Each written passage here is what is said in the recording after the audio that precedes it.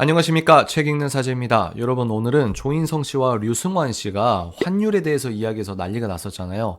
그 이야기 이면에 숨겨진 의미를 한번 우리가 생각해보는 시간을 가지려고 합니다. 최근에 MBC 손석희 토크쇼에 조인성 씨와 류승환 씨가 인터뷰를 했습니다. 그 와중에 본인들이 영화 촬영을 위해서 해외 출국을 해야 되는 날짜가 2024년 12월 4일이었다. 그러면 우리가 모두 계엄이 생각이 나잖아요. 그러다가 자기들이 걱정을 하다가 다행히 3시간 만에 계엄이 해제가 되고 자기들이 출국을 했는데, 자신들이 이스탄불을 거쳐서 라트라비아로 들어가는데 이스탄불 공항에서 이제 화면에 BBC 뉴스에서 한국 얘기가 나왔다. 그래서 류승환 씨가 그때 나라가 망하면 이런 느낌인가? 라고 이야기를 했었어요. 그 다음에 이제 라트라비아에 내렸는데도 거기 사람들이 너네 나라 괜찮냐라고 하며 이제 환율에 대한 이야기가 그런 흐름에서 나온 겁니다. 그러면서 조인성 씨가 뭐라고 얘기했냐면, 제작비 상승은 해외 체류를 해야 되기 때문에 굉장히 영화 제작에 있어서 치명적이다, 이런 얘기를 했다는 거예요. 더 나아가서 류승환 씨는 이제 영화 감독이잖아요. 자기 아들이 UDT 그때 군인이었는데 그래서 국회에 들어간 군인들이 다 내 자식 같고 마음이 너무 힘들었고, 그때 아들을 통해서 들었는데 군인들끼리 이랬다는 거예요. 야, 우리 영화 서울의 봄처럼 되는 거 아니야? 라고 우려를 했다고 합니다. 그래서 류승환 씨가 뭐라고 얘기했냐면, 계엄을 막은 건 시민들과 무엇이 옳은지 그른지를 판단할 수 있는 군인들이 있었기 때문에 가능했다라는 이야기를 했습니다. 그러면서 본인이 이거 영화 잘 만들어야 되는구나 라고 생각을 했다는 겁니다. 그러면 무엇이 문제일까요? 첫 번째, 환율 얘기로 이슈가 되었기 때문에 환율로서 논박하고 비판할 내용이 있는 겁니다. 이재명이 대통령이 되기 전에 윤석열 대통령을 비판하면서 뭐라고 얘기했습니까? 환율이 그때 1,400원을 넘었었는데 이러면 나라 망한다는 식으로 일종의 거짓 선동을 했죠. 가짜뉴스를 유포했죠. 그런데 지금 이재명이 대통령이 되고 난 다음에 어떤 일이 벌어졌습니까? 국민연금, 외환, 그리고 또 추경까지 해서 꾹꾹 눌러 담아서 환율이 뛰어넘지 못하도록 막고 있음에도 지금 1,500원이 돌파를 했어요. 이게 1,400원, 1,500원 별거 아닌 것 같은데 엄청난 차이입니다. 여러분들이 더 와닿게 말씀을 드리면은, 지금 환율 1,500원이 어떤 문제냐면, 여러분이 1,000만 원을 갖고 있어요.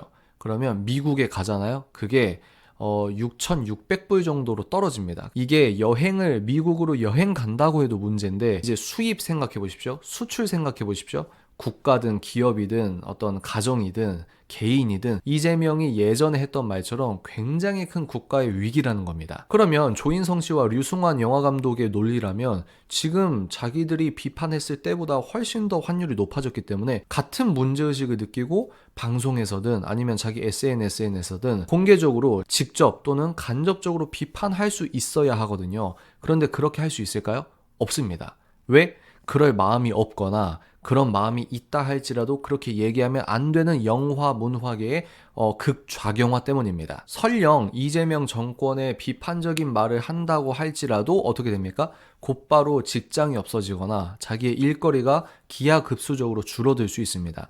이것이 눈에는 안 보이지만 한국 문화 예술계를 아주 강하게 잡고 있는 극단적인 이념적 어떤 폐쇄성이라고 할까요? 일종의 살아있는 권력에 대한 비판을 못하는 것을 넘어 살아있는 권력을 추앙하도록, 그러니까 권력의 개가 될 수밖에 없는, 자발적인 개든 어쩔 수 없는 개든 일단 문화예술계에 들어간 순간 권력의 개가 되는 구조라는 겁니다. 모두가 그렇다는 건 아니지만 대부분의 연예인들이 자발적 개를 자처하고 있는 거죠. 그런데 문제는 조인성 씨보다 류승환 영화 감독이 더 중차대한 문제를 함의하고 있습니다.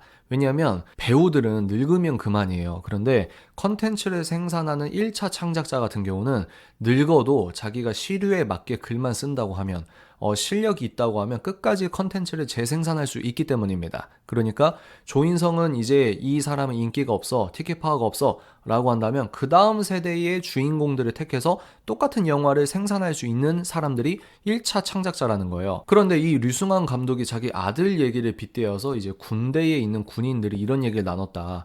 야, 우리 서울의 봄처럼 되는 거 아니야? 영화 서울의 봄처럼 되는 거 아니야? 라고 자기들끼리 번민이 있었다라고 하고, 또 나중 가서는 옳고 그름을 분별할 수 있는 군인 때문에 계엄이 막아진 것이다, 뭐 이런 식으로까지 비약을 하게 되는데요.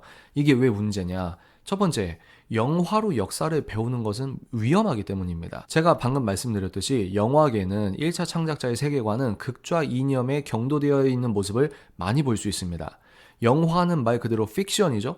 그 감독의 기획 의도를 갖고 만드는 게 영화입니다. 그런데 그 영화 감독의 세계관이 극좌경화돼 있다. 이렇게 말하면 너무 극단적으로 생각하실 수 있으니까 이재명은 거의 옳은데 오른쪽은 누가 당선되든 무조건 일단 문제다라고 본인은 합리적인 척을 하지만 좌경화되어 있는 상태라고 하면 그 사람이 기획 의도를 갖고 만드는 영화 자체가 일단은 편향적이라는 거예요. 그런데 많은 분들이 영화로 역사를 배운다? 더군다나 아주 뜨거운 논쟁 중인 근히 현대사의 문제를 특정 방향으로만 해석하는 영화를 보고 그것을 마치 진짜 역사라고 생각해서 배운다? 그것도 군인이 그래서 명령과 복종 체계로 움직이는 군대 내에서 군인들이 그런 환경에서 설령 명령에 불복종한다. 그것은 국가의 기강에 대해서 우리가 의구심을 가질 수도 있는 부분이라는 겁니다. 이런 흐름에서 류승환 감독이 계엄령에 관련된 영화를 만들어 보십시오. 그러면 계엄을 왜 했는지에 대한 애국적인 자유진영에서의 서사와 계엄이라는 극단적인 정치적 수단에 대해서는 찬반이 갈릴 수 있다 할지라도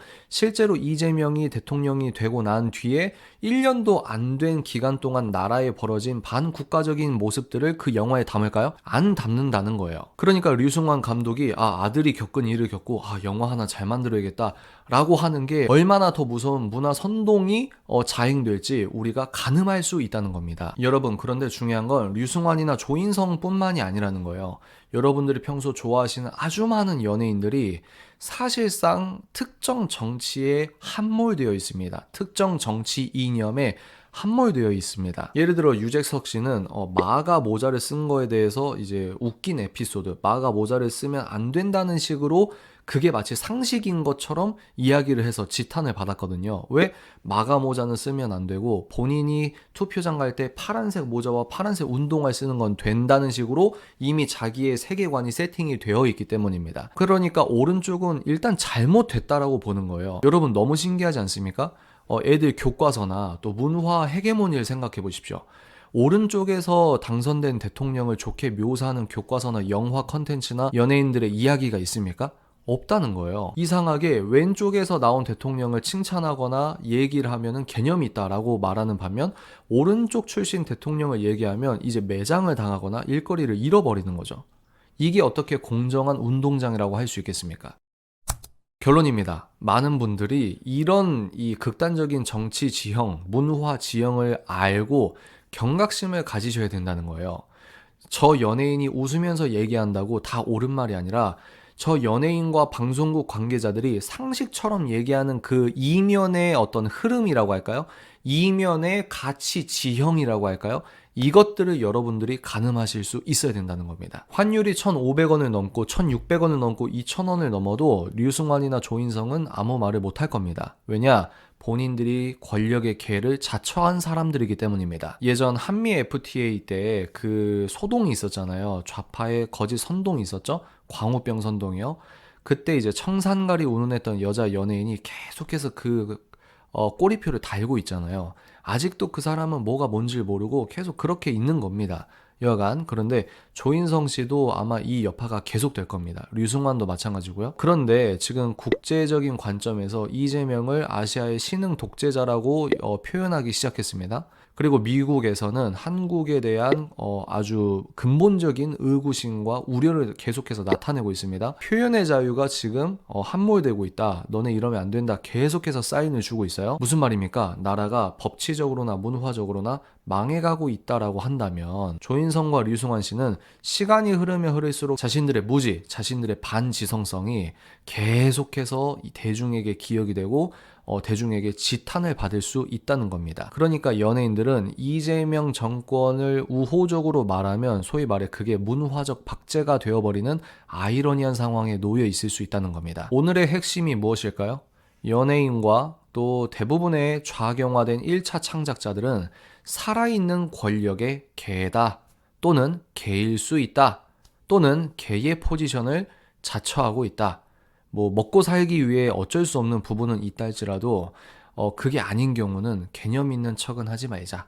잘생기고 예쁠 수는 있어도 무식함이 탄로날 때 매력은 반감이 된다.